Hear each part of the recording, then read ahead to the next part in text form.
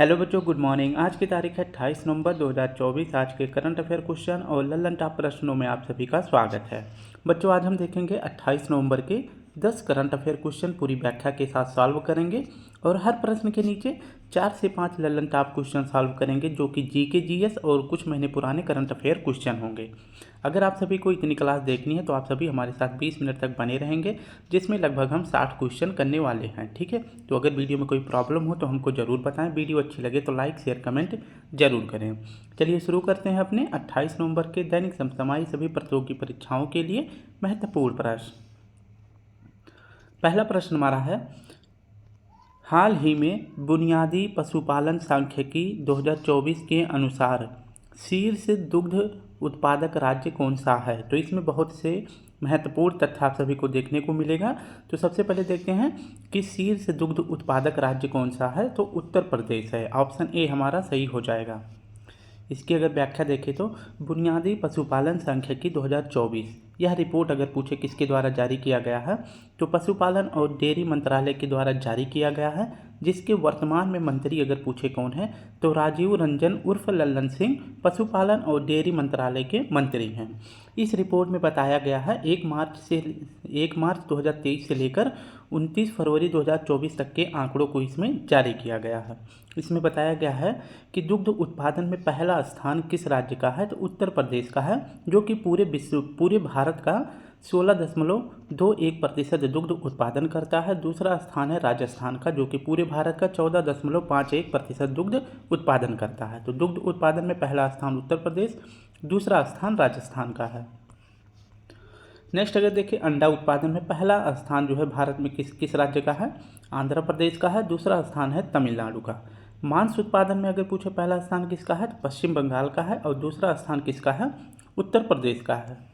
Next अगर बात करें कि ऊन उत्पादन में पहला स्थान किसका है, राजस्थान का है और दूसरा स्थान पूछे किसका है तो जम्मू कश्मीर का है। एक बार फिर से देखेंगे, दुग्ध उत्पादन में पहला स्थान किसका है, उत्तर प्रदेश का। दूसरा स्थान किसका है, राजस्थान का है। नेक्स्ट अगर बात करें अंडा उत्पादन में पहला स्थान आंध्र प्रदेश का, दूसरा तमिलनाडु का है। मांस उत्पादन में पहला स्थान किसका है, पश्चिम बंगाल का और दूसरा स्थान किसका है, उत्तर प्रदेश का। वहीं पूछे राजस्थान ऊन के उत्पादन में अगर पूछे पहला स्थान किसका है तो राजस्थान का है और दूसरा स्थान किसका है, जम्मू कश्मीर का है। अब ललन टॉप प्रश्न देखते हैं, मुख्यमंत्री मंगला पशु बीमा योजना में कुल कितने पशु शामिल हैं। तो कुल जो है 21 लाख पशु शामिल हैं। अगर पूछे कि यह योजना किस राज्य में चलाई गई थी तो राजस्थान में यह योजना चलाई गई थी। राष्ट्रीय दुग्ध दिवस पूछे कब मनाया जाता है तो 26 नवंबर को मनाया जाता है, जबकि अंतर्राष्ट्रीय पूछे दुग्ध दिवस कब मनाया जाता है तो 1 जून को मनाया जाता है। कब, 1 जून को मनाया जाता है। दुग्ध निष्कासन हार्मोन अगर पूछे किससे उत्पादित होता है तो ऑक्सोटिन से होता है, और ऑक्सोटिन अगर पूछे किस ग्रंथि से निष्कासित होती है तो यह पीयूष ग्रंथि से निकलती है। नेक्स्ट है, दूध से दही बनना कैसी अभिक्रिया है तो रासायनिक अभिक्रिया है। दूसरा हमारा प्रश्न है, झारखंड के 14वें मुख्यमंत्री पद की शपथ कौन लेंगे। तो अभी हाल ही में आप सभी को पता है कि झारखंड में विधानसभा का चुनाव हुआ है, तो वहाँ पे सबसे बड़ी पार्टी जो है हेमंत सोरेन की बनी है, तो ये 14वें मुख्यमंत्री बनने वाले हैं। इसकी अगर व्याख्या देखें तो झारखंड में विधानसभा की चुनाव हुआ है और यहाँ पे विधानसभा की सीटें पूछे कितनी हैं तो 81 सीट है।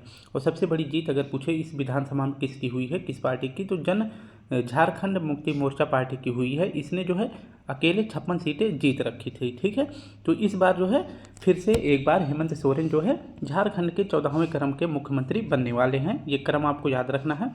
अगर पूछे कि हेमंत सोरेन जी कहाँ पर शपथ लेंगे तो रांची के मोरवादी मैदान में ये शपथ लेंगे। ठीक है, तो शपथ कौन दिलाएंगे अगर तो झारखंड के राज्यपाल संतोष गंगवार जी हेमंत सोरेन को इस बार 14वें क्रम के मुख्यमंत्री के रूप में शपथ दिलाने वाले हैं। ठीक है, इन्होंने 81 सीटों में से अकेले 56 सीटें जीत रखी हैं। ठीक सॉरी। नेक्स्ट अगर बात करते हैं कि नायब सिंह सैनी ये कहाँ के सीएम है तो हरियाणा के सीएम है। मोहन यादव मध्य प्रदेश के सीएम है। भजन लाल शर्मा अगर पूछे कहाँ के सीएम है तो ये राजस्थान के सीएम है। नेक्स्ट देखते हैं, मोहन चरण मांझी उड़ीसा के सीएम है। चंद्रबाबू नायडू आंध्र प्रदेश के सीएम है। नेक्स्ट अगर बात करें कि सरहुल फेस्टिवल कहाँ मनाया जाता है तो यह झारखंड में मनाया जाता है, झारखंड में ही। और कौन सा फेस्टिवल मनाया जाता है तो कर्मा फेस्टिवल भी मनाया जाता है। जनजातीय गौरव दिवस भगवान बिरसा मुंडा जी की याद में मनाया जाता है 15 नवंबर को, और 15 नवंबर 2000 ईस्वी में ही झारखंड एक नया राज्य बना था। किससे अलग होकर? तो बिहार से अलग होकर बना था। तीसरा प्रश्न हमारा है, हाल ही में राष्ट्रीय समुद्री खोज और बचाव अभियान और कार्यशाला सारेक्स 2024 का 11वां संस्करण कहाँ प्रारंभ होगा? तो इसका सही जवाब हो जाएगा कोच्चि में आयोजित होगा। इसकी अगर व्याख्या देखें तो सारेक्स 2024 यह क्या है? एक समुद्री खोज एवं बचाव अभ्यास है। अगर पूछे इसका आयोजन कहाँ किया गया है, तो इसका आयोजन किया गया है कोच्चि में। इसका आयोजन किया गया है कोच्चि, जो कि केरल में है, यहाँ पे आयोजन किया गया है। और पूछे कि सारेक्स 2024 का आयोजनकर्ता पूछे कौन है? तो इंडियन कोस्ट गार्ड है। ठीक है, तो इंडियन कोस्ट गार्ड के द्वारा सारेक्स 2024 का आयोजन किया गया है, केरल कोच्चि में किया गया है। और इसका उद्देश्य क्या है? तो इसका उद्देश्य है समुद्री खोज एवं बचाव अभियान। अगर पूछे इस बार किस क्रम का है, तो 11वें क्रम का है। और पूछे कि इंडियन कोस्ट गार्ड के अध्यक्ष कौन है, या फिर इस अभ्यास का आयोजन अगर पूछे किसने किया है, तो परमेश शिवमणि जी ने इसको शुरू किया है, जो कि इंडियन कोस्ट गार्ड के अध्यक्ष भी हैं। पूछे इंडियन कोस्ट गार्ड की स्थापना कब होती है? तो 1 फरवरी 1977 को इंडियन कोस्ट गार्ड की स्थापना होती है। वहीं पूछे कि इंडियन कोस्ट गार्ड डे कब मनाया जाता है? तो 1 फरवरी को इंडियन कोस्ट गार्ड डे मनाया जाता है। नेक्स्ट हमारा प्रश्न है, तरंग शक्ति अभ्यास यह एयरफोर्स का पहला बहुराष्ट्रीय अभ्यास है। इसका आयोजन जो है 2 जगहों पर किया गया है। एक तो किया गया है राजस्थान के बीकानेर में, और दूसरा किया गया है तमिलनाडु में। तो तरंग शक्ति अभ्यास किसका है? एयरफोर्स का अभ्यास है। होपेक्स अभ्यास अगर पूछे किसके बीच होता है, तो इंडिया और मिस्र के बीच में होता है। तो होपेक्स अभ्यास, और एक और अभ्यास होता है जिसका नाम है साइक्लोन अभ्यास। ठीक है, तो होपेक्स और साइक्लोन अभ्यास किसके बीच होता है? इंडिया और मिस्र के बीच में। अरब सागर की रानी किसे कहा जाता है? तो कोच्चि को कहा जाता है। भारत की पहली जल मेट्रो कहाँ शुरू हुई है? तो यह शुरू हुआ था केरल में। ठीक है, तो यह पहली, अगर पूछे दूसरी कहाँ शुरू हुई थी, तो दूसरी मंगलुरु में शुरू हुई थी। ठीक है, कहाँ? मंगलुरु में शुरू हुई थी। और वहीं पूछे कि अंडर वाटर मेट्रो भारत में पहली बार कहाँ शुरू हुआ था, तो अंडर वाटर पूछे तो हुगली में शुरू हुआ था। ठीक है, कहाँ? कलकत्ता में। ठीक है, नेक्स्ट हमारा प्रश्न है चौथा, हाल ही में चर्चा में रही रियाद डिजाइन कानून संधि का संबंध किससे है? तो रियाद डिजाइन कानून संधि का संबंध अगर पूछे किससे है, तो यह संबंधित है बौद्धिक संपदा संरक्षण से। ऑप्शन डी हमारा सही हो जाएगा। इसकी अगर व्याख्या देखें तो रियाद डिजाइन कानून संधि यह कहाँ पर हुआ है? यह संधि तो सऊदी अरब में हुआ है। इसमें जो है किस देशों ने हस्ताक्षर किए हैं? तो इस डिजाइन कानून संधि पर WIPO के सदस्यों ने हस्ताक्षर किए हैं। इसका सदस्य जो है भारत भी है, तो इसलिए भारत ने भी इस पर हस्ताक्षर किए हैं। WIPO का फुल फॉर्म क्या होता है? तो वर्ल्ड इंटेलेक्चुअल प्रॉपर्टी ऑर्गेनाइजेशन इसका फुल फॉर्म होता है। हिंदी में कहते हैं वैश्विक बौद्धिक संपदा संगठन, जिसकी स्थापना होती है 1967 में। इसका मुख्यालय कहाँ पे है? जिनेवा स्विट्जरलैंड में इसका मुख्यालय है। तो रियाद डिजाइन कानून संधि इसकी जो है बस बैठक कहाँ पर हुई है? तो सऊदी अरब में हुई है, और यहीं पर संधि पर हस्ताक्षर भी किया गया है। अगर पूछे कि जो ये वैश्विक बौद्धिक संपदा है, ये बौद्धिक संपदा क्या होते हैं? तो बौद्धिक संपदा होते हैं जैसे कोई चीज़ पेटेंट के रूप में दिया जाए, या कॉपीराइट हो, या ट्रेडमार्क हो, या GI टैग हो। तो इन्हीं चीज़ों को जो है बौद्धिक संपदा कहते हैं, यानी कि जो अपने आप में अद्वितीय हो। ठीक है, जैसे कोई कंपनी अपनी बना दी है अपने दिमाग से, किसी भी चीज़ की कंपनी हो, कोई GI टैग हो, किसी भौगोलिक संकेतक को दिया गया हो, तो वो जो भी चीज़ दिमाग से उत्पन्न होता है मनुष्य के, उसे बौद्धिक संपदा कहा जाता है। और इसका उद्देश्य क्या है? तो इसका उद्देश्य है इंडस्ट्रियल डिजाइन जल्दी हो सके, यानी कि जो इंडस्ट्रियल डिजाइन है उसके लिए जो है रियाद डिजाइन कानून संधि पर समझौता किया गया है। और इस समझौते में भारत ने भी भाग लिया है। ठीक है, क्योंकि भारत भी इसका सदस्य है। नेक्स्ट अगर बात करते हैं कजान घोषणा पत्र का संबंध किस संगठन से है? तो ब्रिक्स से है, क्योंकि ब्रिक्स 2024 की बैठक अगर पूछे कहाँ पर हुई है, तो इसकी बैठक हुई है कजान में। और कजान स्थान अगर पूछे किस देश का यह शहर है, तो यह रूस का शहर है। ठीक है, नेक्स्ट अगर बात करते हैं भौगोलिक संकेतक यानी GI टैग, भौगोलिक संकेतक अधिनियम किस वर्ष का है? तो GI टैग जो है अगर पूछे किस अधिनियम का है, तो 1999 एक्ट का है। और पूछे GI टैग भारत में कब लागू हुआ था? तो 2003 में भारत में लागू हुआ था। पहली बार अगर पूछे किसे दिया गया था, तो 2004 में पहली बार GI टैग दिया गया था दार्जिलिंग की चाय को। वो किस राज्य की है दार्जिलिंग की चाय? तो यह वेस्ट बंगाल का है। यूनेस्को की यूनेस्को विश्व धरोहर समिति की 45वीं बैठक अगर पूछे कहाँ हुई है तो 45वीं बैठक हुई थी रियाद में, जो कि सऊदी अरब में है, लेकिन ये 2023 में हुई थी। और वहीं पूछे कि जो 46वीं बैठक हुई है विश्व धरोहर की, यूनेस्को विश्व धरोहर की, इसकी बैठक कहाँ हुई है तो ये हमारे भारत में हुआ है। ठीक है, तो 46वीं भारत में हुआ है और इसी 46वीं बैठक में ही भारत की 43वीं विश्व धरोहर सूची भी जारी करी गई है, जिसका नाम है मोईदम। क्या नाम है? मोईदम। मोईदम क्या है? मोईदम एक कब्र है, और कहाँ का कब्र है तो असम का कब्र है। नेक्स्ट अगर प्रश्न की बात करते हैं 5वां, हाल ही में ब्रह्मोस एरोस्पेस का प्रमुख किसे नियुक्त किया गया है? तो ब्रह्मोस एरोस्पेस का प्रमुख किसे बनाया गया है? तो यह बनाया गया है डॉक्टर जय तीरथ राघवेंद्र जोशी जी को। ऑप्शन सी हमारा सही हो जाएगा। इसकी अगर व्याख्या देखें तो ब्रह्मोस एरोस्पेस, इसका कार्य क्या है? तो ब्रह्मोस सुपरसोनिक क्रूज मिसाइल का निर्माण करना ब्रह्मोस एरोस्पेस का कार्य है। और अगर पूछे अभी हाल ही में ब्रह्मोस एरोस्पेस के अध्यक्ष कौन बनाए गए हैं तो डॉक्टर जय तीरथ राघवेंद्र जोशी जी बनाए गए हैं।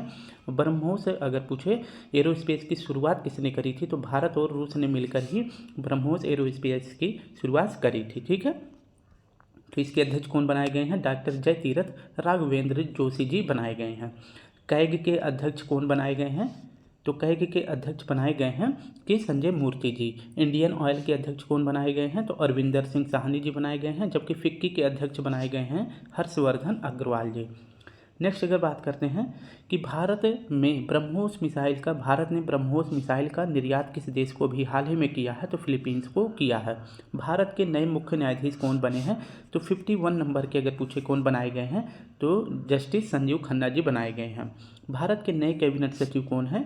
तो ये बनाए गए हैं टीवी सोमनाथन जी। ठीक है, नेक्स्ट हमारा प्रश्न है 6वां, हाल ही में 4400 साल की दुनिया की सबसे पुरानी वर्णमाला कहाँ खोजी हुई है? तो दुनिया में सबसे पुरानी 4400 साल पुरानी वर्णमाला की खोज कहाँ हुई है? तो यह खोजा गया है सीरिया में। ऑप्शन सी हमारा सही हो जाएगा। इसकी अगर व्याख्या देखें तो सीरिया की राजधानी का क्या नाम है? तो सीरिया की राजधानी का नाम है दमिश्क। और यहीं पर जो है एक कब्र की खोज हुई है जिसमें सोने चांदी आभूषण भी मिले हैं, साथ साथ में मिट्टी के बर्तन मिले हैं, और इसी मिट्टी के बर्तन के आसपास जो है ऊपर जो है वर्णमाला में उकेरे गए हैं। ठीक है, तो इसी मिट्टी के बर्तन के ऊपर जो है वर्णमाला उकेरे गए हैं, यानी कि खोद खोद कर लिखा गया है। तो इसी कब्र के पास जो है सब कुछ मिले हैं, सोने चांदी और मिट्टी के बर्तन, और उसी मिट्टी के बर्तन के आसपास और उसी के ऊपर जो है वर्णमाला उकेरे गए हैं। ठीक है, तो ऐसा अनुमान लगाया जा रहा है कि जो ये वर्णमाला है ये 4400 साल पुरानी वर्णमाला है, और इसका पता किस पद्धति से लगाया है? तो कार्बन 14 पद्धति से पता लगाया गया है, और ऐसा यह कहा गया है कि यह दुनिया की सबसे पुरानी वर्णमाला है। ठीक है, तो दुनिया की सबसे पुरानी वर्णमाला की खोज कहाँ की गई है? सीरिया में की गई है। नेक्स्ट हमारा है कॉलिंस डिक्शनरी का वर्ड ऑफ द ईयर किसे चुना गया है? तो कॉलिंस डिक्शनरी का वर्ड ऑफ द ईयर चुना गया है बराट को। चीमू सभ्यता भी हाल ही में खोजी गई है और इसकी खोज पेरू में किया गया है।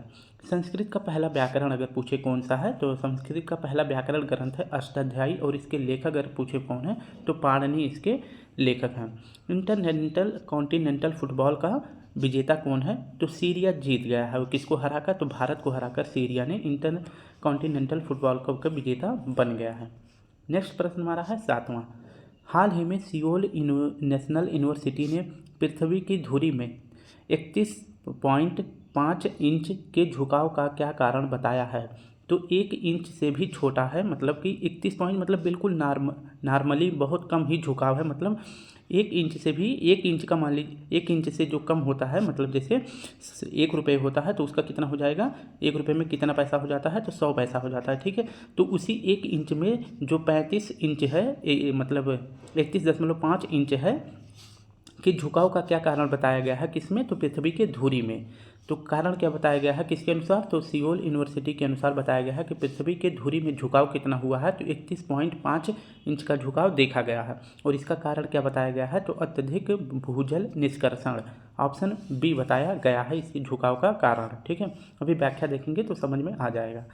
सियोल यूनिवर्सिटी अगर पूछे कि सियोल नेशनल यूनिवर्सिटी यह किस देश में है? तो सियोल किसकी राजधानी है? दक्षिण कोरिया की है। ठीक है, तो यहाँ की एक यूनिवर्सिटी ने यह बताया है कि पृथ्वी अपने धुरी पर जो है 31.5 इंच झुक गया है। और किस तरफ झुका है? तो पूर्व के साइड में झुक गया है। और पहले पृथ्वी कितनी झुकी थी?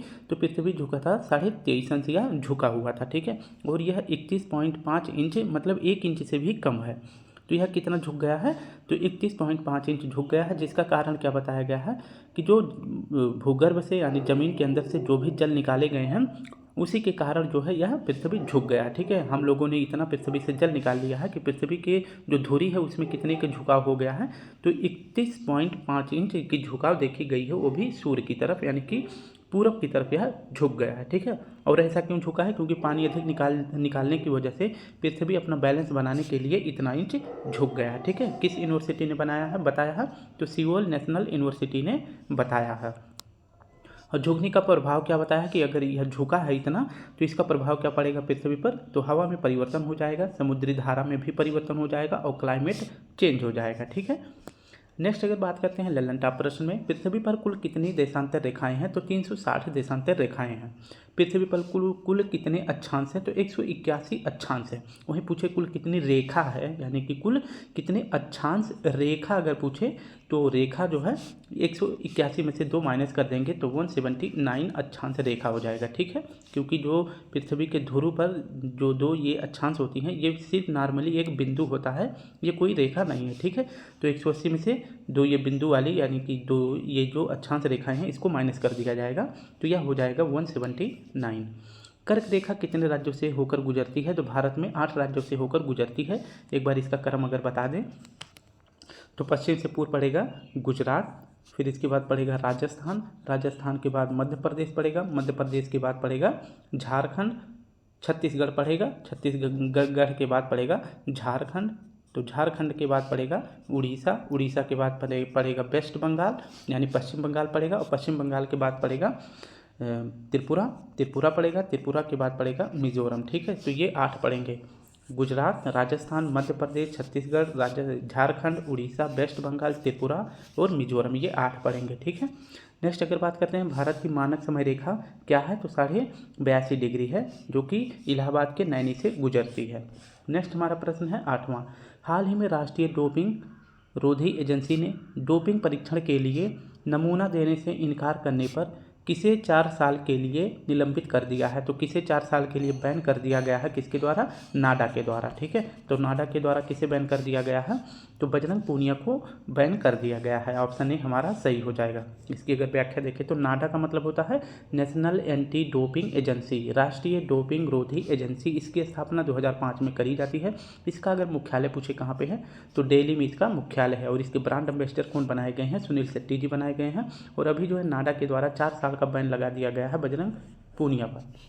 और क्यों ऐसा किया गया, क्योंकि बजरंग पूनिया से इनसे जो मतलब डोपिंग है यानी कि ये नशीली पदार्थ का यूज करते हैं कि नहीं करते हैं, इनसे रिपोर्ट मांगा गया था, तो इन्होंने अपना सैंपल भेजने से मना कर दिया। तो बार बार बोलने के बाद भी नाडा ने बार बार इनसे कहा कि अपना सैंपल भेजिए, तो इन्होंने नहीं भेजा, तो इसी वजह से इनके ऊपर 4 साल के लिए बैन कर दिया गया। ठीक है, बजरंग पूनिया ने 2016 के टोक्यो ओलंपिक में ब्रॉन्ज मेडल भारत के लिए जीता था। और इनका खेल कौन सा है, तो इनका खेल है कुश्ती। ठीक है, नेक्स्ट अगर बात करते हैं पेरिस ओलंपिक में किस भारतीय पहलवान को डिस्क्वालीफाई किया गया था, तो हरियाणा की अब ये विधायक बन गई हैं, इनका नाम है विनोद फोगाट। अमन सहरावत ने ओलंपिक में किस वर्ग में कांस्य पदक जीता था, तो इन्होंने 57 किलो के कैटेगरी में इन्होंने कांस्य पदक जीता था ओलंपिक में। ठीक है, नेक्स्ट अगर बात करते हैं नाडा के द्वारा एक अभियान शुरू किया गया था, यानी कि खेलों में नशा का प्रयोग ना हो, तो उसके लिए हैशटैग प्ले ट्रू अभियान शुरू किया गया था। किसके द्वारा, तो नाडा के द्वारा शुरू किया गया था। विश्व एंटी डोपिंग एजेंसी का मुख्यालय कहाँ पे है, यानी कि WADA यानी वर्ल्ड एंटी डोपिंग एजेंसी, इसका मुख्यालय अगर पूछे कहाँ है, मॉन्ट्रियल कनाडा में है। और इसकी स्थापना अगर पूछे कब करी गई थी, तो 1999 में इसकी स्थापना करी गई थी, जबकि नाडा की अगर पूछे कब किया गया था, तो 2005 में किया गया था। इसका मुख्यालय कहाँ है, दिल्ली में है, और इसका मुख्यालय कहाँ पे है, मॉन्ट्रियल में है। ठीक है, 9वां प्रश्न हमारा है हाल ही में चर्चा में रही हिग्स बोसॉन से परे, यह एक पुस्तक है, यह इस पुस्तक का संबंध किससे है, तो हिग्स बोसॉन से परे पुस्तक किसका है, तो इसका सही जवाब हो जाएगा option B, doctor Ashutosh Kotwal की यह पुस्तक है। अगर इसकी व्याख्या देखें तो हिग्स बोसॉन ऐसा माना जाता है, ऐसा जो है बताया गया है कि हिग्स बोसॉन, जिसे गॉड पार्टिकल भी कहते हैं, इसी गॉड पार्टिकल से ही ब्रह्मांड का निर्माण हुआ है। और गॉड पार्टिकल की खोज अगर पूछे किसने किया है तो अभी हाल ही में पीटर हिग्स का निधन हो गया है, इन्होंने ही गॉड पार्टिकल की खोज करी थी। ठीक है, और इन्हीं के ऊपर एक पुस्तक लिखी गई है। इस बुक का क्या नाम है तो हिग्स बोसॉन से परे यह पुस्तक है। और इस पुस्तक के लेखक अगर पूछे कौन है तो डॉक्टर आशुतोष कोतवाल जी हैं। ठीक है, अब देख लेते हैं रामचंद्र गुहा जी की अभी जो है एक फेमस पुस्तक आई है। इस पुस्तक का क्या नाम है, स्पीकिंग विथ नेचर इनकी पुस्तक का नाम है। सोर्स कोड अगर पूछे किसकी पुस्तक है तो बिल गेट्स की पुस्तक है। और यह पुस्तक कब आएगी तो 2025 में आएगी। आई हैव द स्ट्रीट, यह किसकी पुस्तक है तो आर अश्विन जी की है। कॉल ऑफ द गिर, यह किसकी पुस्तक है तो पारिमल नाथवानी जी की पुस्तक है। ए लाइफ इज नॉट इनफ पुस्तक किसकी है, नटवर सिंह की। द आइडिया ऑफ डेमोक्रेसी पुस्तक किसकी है तो सैम पित्रोदा जी की पुस्तक है। आज का आखिरी प्रश्न हमारा है, हाल ही में केंद्रीय मंत्री गजेंद्र सिंह शेखावत ने अंतर्राष्ट्रीय मार्ट के 12वें संस्करण का उद्घाटन कहाँ किया है। तो अंतर्राष्ट्रीय पर्यटन मार्ट का 12वां संस्करण का उद्घाटन कहाँ किया गया है तो काजीरंगा नेशनल पार्क यानी काजीरंगा राष्ट्रीय उद्यान में किया गया है। ठीक है, इसकी अगर व्याख्या देखें तो अंतर्राष्ट्रीय पर्यटन मार्ट 2024 इसका जो है इस बार 12वां संस्करण आयोजित किया गया है। और इसका शुभारंभ अगर पूछे किसने किया है तो गजेंद्र सिंह शेखावत जी ने किया है, क्योंकि ये पर्यटन मंत्री हैं वर्तमान में। और इसका अंतर्राष्ट्रीय पर्यटन मार्ट का आयोजन अगर पूछे कहाँ किया गया है तो इसका आयोजन किया गया है काजीरंगा राष्ट्रीय उद्यान में। और यह राष्ट्रीय उद्यान पूछे कहाँ है तो असम में है। ठीक है, तो अंतर्राष्ट्रीय पर्यटन मार्ट का आयोजन कहाँ किया गया है, असम में किया गया है। राष्ट्रीय उद्यान का नाम पूछे तो काजीरंगा राष्ट्रीय उद्यान में किसने किया है तो गजेंद्र सिंह शेखावत जी ने किया है। नेक्स्ट अगर बात करते हैं वीरांगना दुर्गावती टाइगर रिजर्व कहाँ है तो यह मध्य प्रदेश में है। धौलपुर करौली टाइगर रिजर्व कहाँ है, राजस्थान में है। गुरु घासीदास समोर पिंगला टाइगर रिजर्व कहाँ है, छत्तीसगढ़ में है। रानीपुर टाइगर रिजर्व कहाँ है, उत्तर प्रदेश में है। नेक्स्ट हमारा है रामगढ़ विषधारी टाइगर रिजर्व राजस्थान में है। पलामू टाइगर रिजर्व पूछे कहाँ है तो यह भी झारखंड में है। ठीक है, तो स्टूडेंट इस प्रकार से हमने अपने 20 मिनट में सारे क्वेश्चनों को पूरी व्याख्या के साथ स्टडी कर लिया। अगर वीडियो अच्छी लगे तो प्लीज़ आप सभी से रिक्वेस्ट है कि वीडियो को लाइक करें, शेयर करें, कमेंट करें। कल फिर मिलते हैं, तब तक के लिए आप सभी को प्यारा सा जय हिंद, जय भारत।